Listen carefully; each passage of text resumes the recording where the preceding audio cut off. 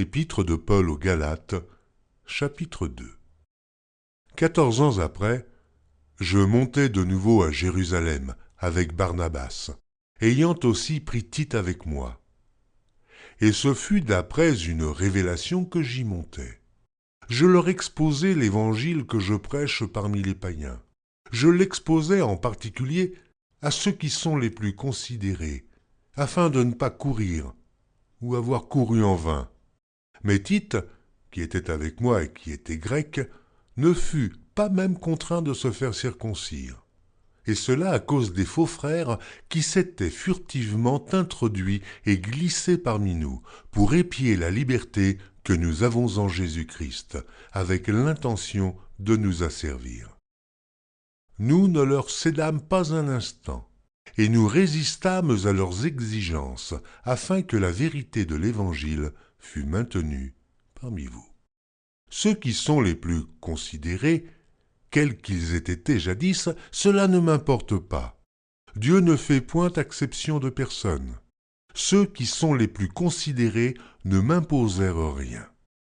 Au contraire, voyant que l'Évangile m'avait été confié pour les incirconcis comme à Pierre pour les circoncis, car celui qui a fait de Pierre l'apôtre des circoncis a aussi fait de moi l'apôtre des païens.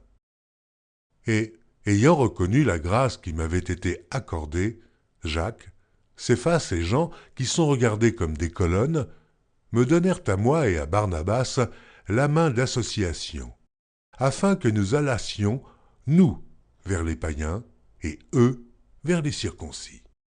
Ils nous recommandèrent seulement de nous souvenir des pauvres, ce que j'ai bien eu soin de faire. Mais lorsque Céphas vint à Antioche, je lui résistai en face, parce qu'il était répréhensible.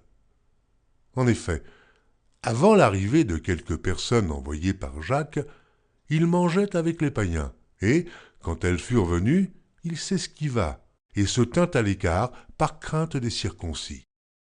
Avec lui, les autres Juifs usèrent aussi de dissimulation, en sorte que Barnabas même fut entraîné par leur hypocrisie. Voyant qu'il ne marchait pas droit selon la vérité de l'Évangile, je dis à Céphas, en présence de tous, « Si toi qui es juif, tu vises à la manière des païens et non à la manière des Juifs, pourquoi forces-tu les païens à judaïser? Nous sommes juifs de naissance, et non pécheurs d'entre les païens.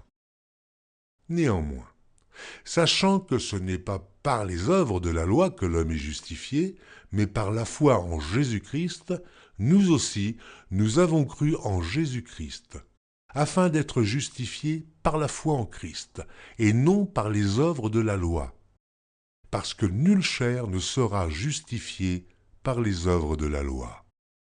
Mais, tandis que nous cherchons à être justifiés par Christ, si nous étions aussi nous-mêmes trouvés pécheurs, Christ serait-il un ministre du péché?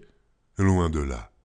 Car si je rebâtis les choses que j'ai détruites, je me constitue moi-même un transgresseur. Car c'est par la loi que je suis mort à la loi, afin de vivre pour Dieu.